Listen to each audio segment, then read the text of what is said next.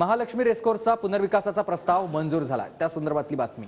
E मतदान प्रक्रियेमधून प्रस्तावाच्या बाजूने 76% मतदान झालेलं आहे। पुनर्विकास प्रस्तावाविरोधात 168 सदस्यांचं मतदान झालंय।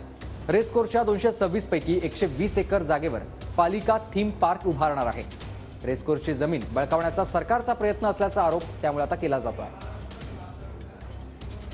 बहुचर्चित महालक्ष्मी रेसकोर्स या ठिकाणी महानगरपालिकेकडून थीम पार्क उभारण्यात येत होतं, परंतु हा वाद जो आहे तो वाद विकोपाला गेला होता। परंतु आता या ठिकाणी रेसकोर्स उभारण्याचा मार्ग जो आहे तो मार्ग मोकळा झालेला आहे, कारण की या ठिकाणी थीम पार्क बनवण्याचा महापालिकेचा प्रस्ताव होता आणि या प्रस्तावाला जवळपास 76% सदस्यांनी जे आहे ते मतदान केलेलं आहे आणि हे बाजूने मतदान असल्यामुळे या ठिकाणी थीम पार्क उभारण्याचा प्रस्ताव मंजूर झालेला आहे। त्याच्यामुळे आगामी काळामध्ये या ठिकाणी 120 एकरमध्ये जागेमध्ये हा थीम पार्क उभारण्यात येणार आहे। वारंवार आदित्य ठाकरे यांच्याकडून या थीम पार्कला विरोध करण्यात येत होता, कारण की या ठिकाणची जागा जी आहे ती जागा बिल्डरांच्या घशात घातली जाते, मुख्यमंत्र्यांच्या मित्रांच्या घशात घातली जाते असा आरोप जो आहे तो आदित्य ठाकरे यांच्याकडून करण्यात येत होता।